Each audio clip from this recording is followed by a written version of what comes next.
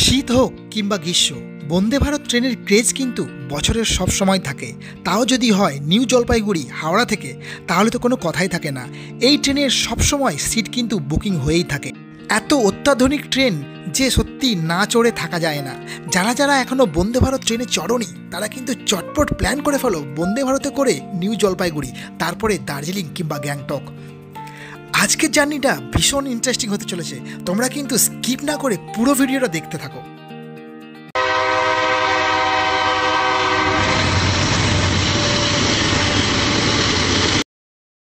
সকাল সকাল চলে এসেছি হাওড়া স্টেশনে, চড়বো এখন বন্দে ভারত, যাবো নিউ জলপাইগুড়ি। সকালে উঠতে একটু কষ্ট হয়, বাট বন্দে ভারত যাওয়ার যে অভিজ্ঞতা সেটা কিন্তু অসম থাকে। তাহলে চলো তোমাদের দেখাই আজকে বন্দে ভারতের সফর।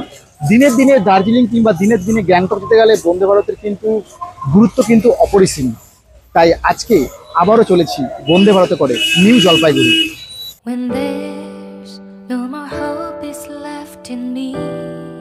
বন্দে ভারত ট্রেনটি যেহেতু 5:50 হাওড়া স্টেশন থেকে, তাই ভোর 3:30 থেকে উঠে পড়তে হয়েছে। নিজস্ব ব্যাগপত্র গুছিয়ে নিয়ে বেরিয়ে পড়লাম আমার গন্তব্যের উদ্দেশ্যে।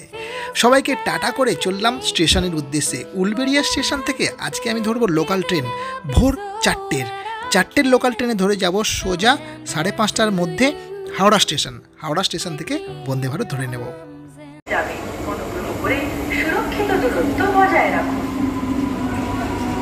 চারটের পাঁশকুড়া লোকাল চলে এসেছে। এখন এই লোকালে করে যাব সোজা হাওড়া স্টেশন।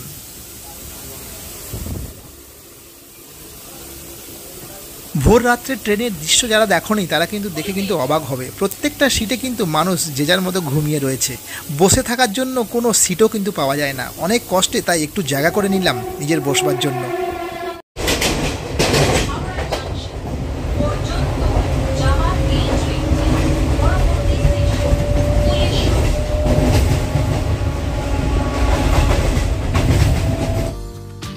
এই যে বন্দে ভারত ট্রেনটি সাইড কেটে চলে গেলাম, এটা কিন্তু হাওড়া স্টেশন ঢুকছে। এটা হলো পুরী বন্দে ভারত। 6:10 এই ট্রেনটি ছেড়ে দেবে। আর আমাদের নিউ জলপাইগুড়ির বন্দে ভারত হলো এইটিও কিন্তু প্ল্যাটফর্মে ঢুকছে 1 ঘন্টা আগেই। হাওড়া স্টেশনে আমি ঢোকার আগেই বন্দে ভারত ট্রেন ঢুকে গেল। মানে এখন বাজে ঘড়ির কাঁটায়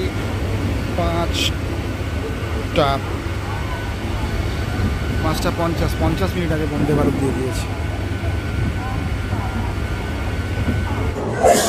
অন্যান্য সময়ে বন্দে ভারতের সিট ফাঁকা থাকে, কিন্তু অনেক কষ্টে সিট পেয়েছি। জানি না গরমকাল বলে বা গ্রীষ্মকাল বলে, ফুল সিজন পাহাড়ের দিকে মানুষ খুব যাচ্ছে। দার্জিলিং কিংবা গ্যাংটক যাওয়ার জন্যই এই বন্দে ভারতের কিন্তু সিট ফুল রিজার্ভ পাওয়াই যাচ্ছে না। কিন্তু এই ট্রেনেতেই আমি অনেকবার গেছি যখন সিট ফাঁকাই থাকে।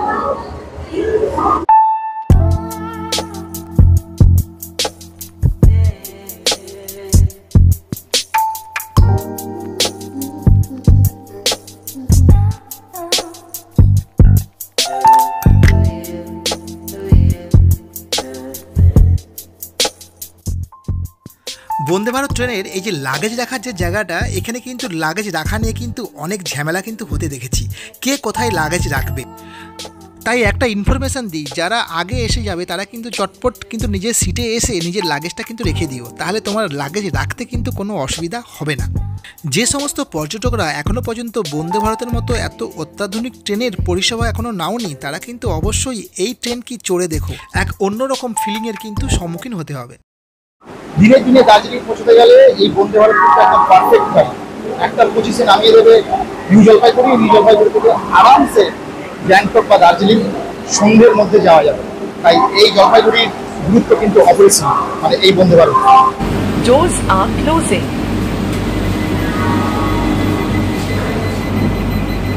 दरवाजे बंद हो रहे हैं। दरजा बंद হচ্ছে।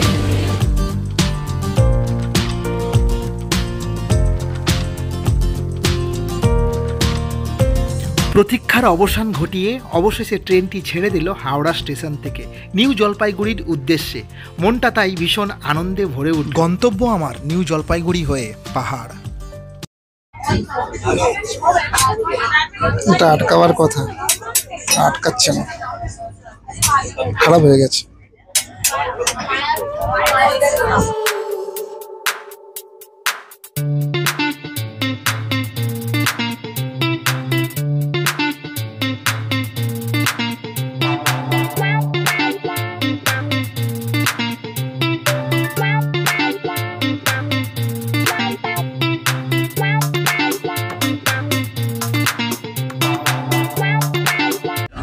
Do check your name in the voter list along with the election phases on the website elections24.eci.in.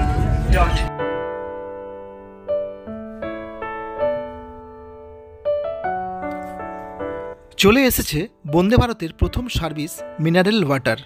এই ওয়াটারটা যদি খেয়ে শেষ করা যায় চাইলে কিন্তু আবার দেবে। এরপরেই চলে এসেছে সেকেন্ড সার্ভিস নিউজ পেপার। যে যার পছন্দ মতো হিন্দি, বাংলা এবং ইংরেজিতে নিউজ পেপার পেয়ে যাবে।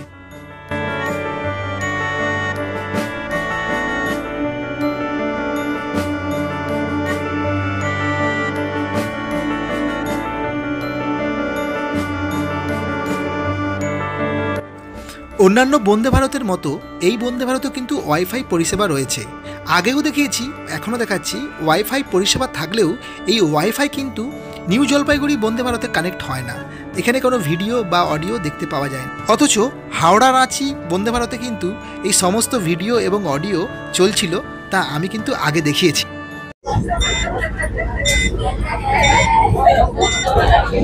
এখন হলো ট্রেনের সর্বোচ্চ গতি 131 এবং অ্যাভারেজ গতি হলো 110 কিলোমিটার। এখন চলেছে 125-126 কিলোমিটার বেগে। চলে এসেছে আমাদের থার্ড সার্ভিস, সেটি হলো চা এবং বিস্কুট। এখানে যে বিস্কুটটি দিয়েছে সেটা কিন্তু ওটসের। এটা দেখে খুব ভালো লাগলো যে ডায়াবেটিক বিস্কুট দিয়ে, কারণ আজকের দিনে অনেকেই হেলথ কনসিয়াস।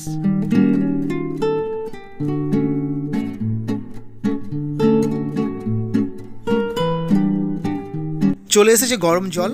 গরম জলে এই চায়ের কিট থেকে গুঁড়ো দুধ, চিনি এবং চা বের করে নিজেকেই চা বানিয়ে নিতে হবে।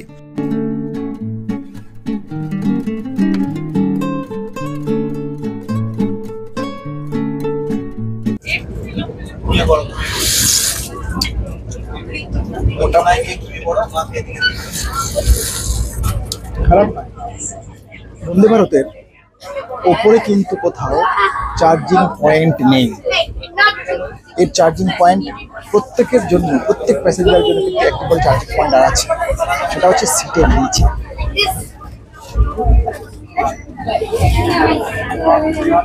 এই হচ্ছে চার্জিং পয়েন্ট।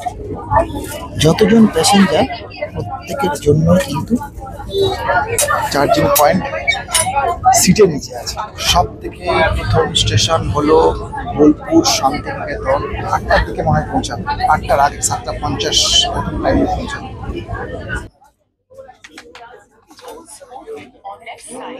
বোলপুর স্টেশন, ঘড়ির কাঁটাতে বাজে সকাল 8টা। চলে এসেছে আমার ব্রেকফাস্ট। ব্রেকফাস্টটি খাওয়ার আগে হাত ধুয়ে আসি। চলো যাই বাথরুম। বাথরুমটা কেমন এই অত্যাধুনিক ট্রেনের তা কিন্তু এখন দেখাতে চলেছি।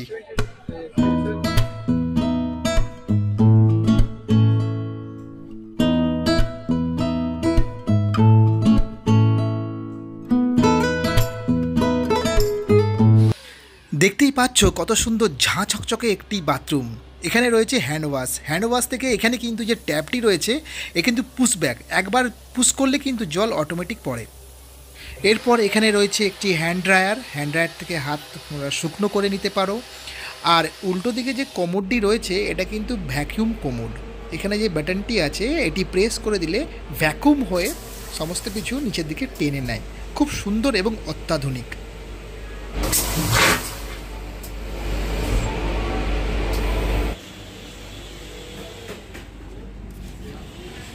ট্রেনটি এখনও বোলপুর স্টেশনে দাঁড়িয়ে রয়েছে।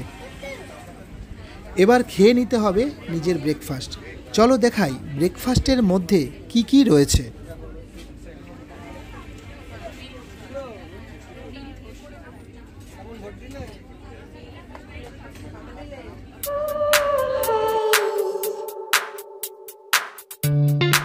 এটি হলো একটি অ্যাপেল জুস, আর প্রথমেই দেখাচ্ছি এখানে একটা ডিমের অমলেট রয়েছে। যেহেতু আমি ননভেজ নিয়েছিলাম তাই ডিমের অমলেট, যারা ভেজ নেবে সেখানে ক্ষেত্রে কিন্তু ডিমের অমলেটের পরিবর্তে একটি ভেজ পাকোড়া থাকবে।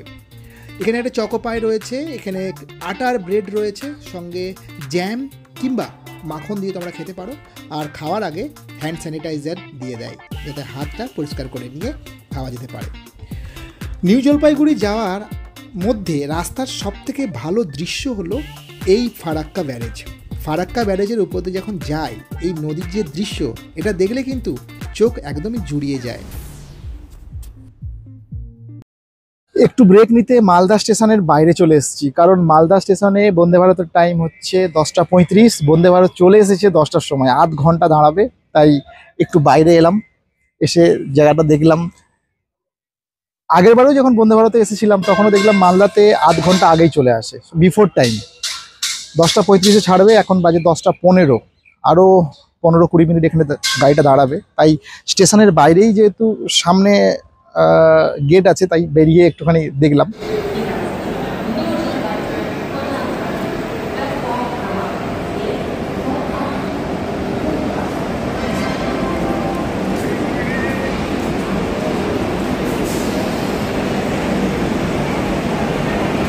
ভারতবর্ষে এমন একটা গাড়ি যে গাড়িটা সবসময় অ্যাডভান্স চলে কিংবা টাইমে চলে, সেটা হলো বন্দে ভারত।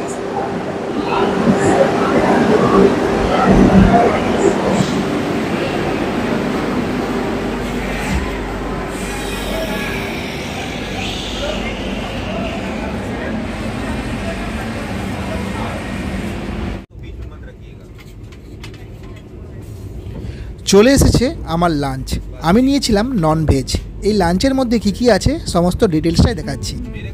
লাঞ্চে ভেজ নিলে কি পাওয়া যেত সেটাও কিন্তু ভিডিওতে বলে দিচ্ছি।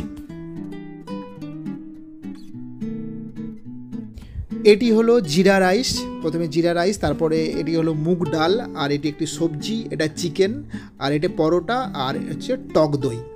এরপরে কিন্তু লাস্টে দেবে একটি আইসক্রিম। কেউ যদি ভেজ নেয় তাহলে এই চিকেনের পরিবর্তে পনিরের তরকারি থাকবে।